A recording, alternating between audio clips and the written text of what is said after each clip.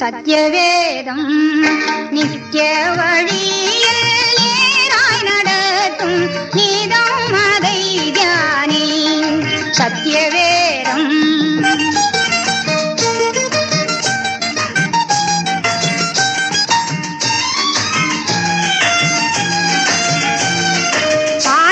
பாதியந்தமில்லாதவர் அருள் ஞான தேவன் ஜோதி உருவாயமைந்த குரு இயேசுநாதன் குரு இயேசுநாதன் ஜோதிகளான சகல மானிடருக்காக